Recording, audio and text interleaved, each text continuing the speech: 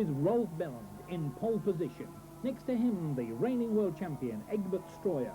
Third quickest, the Frenchman, Alain Michel, and Britain's own Steve Webster, fourth fastest, and scarcely more than 1 second separating the front four. 15 laps the race distance, and conditions absolutely awful. And it's Webster who leads from Stroyer. Belland is third, the Egloff brothers, and Michel back in 8th place. The chicane, Webster and Stroyer absolutely side by side, but it's the Dutchman who has to give way. Derek Bailey is up into third spot.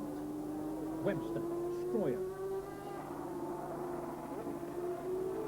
Bailey, Egloff fourth, then Belland, Michel, Steve Abbott, Rolf Steinhausen. But Stroyer leads. Webster pushed back into second place, Bailey still third. It's Rolf Belland up into fourth spot, then the Egloffs, Alain Michel, then Steinhausen and Abbott. Stroyer and Webster. And they've opened quite a gap now over Derek Bailey, who's chased by Rolf Belland, then Marcus Egloff and Alain Michel, Steinhausen, Abbott, and coming up very quickly, Alfred Zerbrugg. And Webster leads Stroyer through La Source. Oh, the Dutchman is in trouble. He's going into the pits. Bailey third. And where's Belland? Two of the top four in trouble on the same lap. Michel fourth, and Steinhausen holding off a bunch of them. Steve Webster and Tony Hewitt, Britain's best bet for world champions for years. Stroyer's problem, it seems, is a gearbox stripped of teeth. More like powerboat racing than sidecars. Webster out on his own. Derek Bailey with Brian Nixon in the chair, and Alain Michel closing, passengered by Jean-Marc Press. Steinhausen is fifth, then it's Abbott and Egloff, side by side. Steve Webster in splendid form in these terrible conditions. The British boy whose father was a grass track champion, proving himself a good man on the tarmac. And Webster pulling away all the time.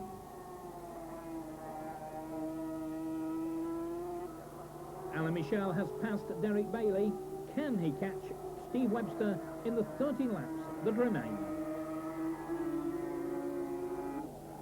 Steve Webster, just 26 years of age. Can this be his first Grand Prix victory?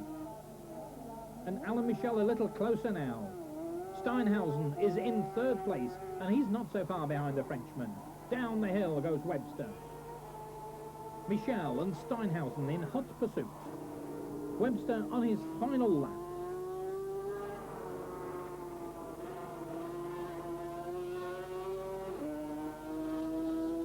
Michel in second place, Steinhausen right with him, but it doesn't look as though the Frenchman's going to catch him.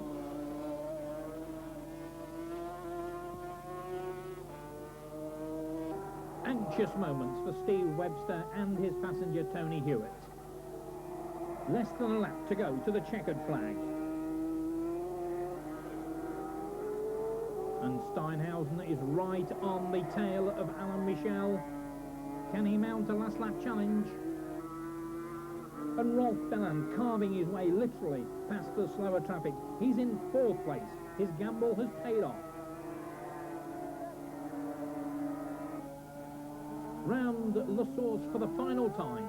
The Yorkshireman is going to win this Grand Prix. The first time a Briton has won a Grand Prix since Alan Carter's French 250cc win in 1983. Webster's victory takes him to second place in the championship table, and Alain Michel, beating Rolf Steinhausen by less than 3 seconds, moves into the championship lead zone. Rolf Belland grabbed 8 more valuable points for 4th spot. Alain Michel then leads after 4 rounds with 42 points. Steve Webster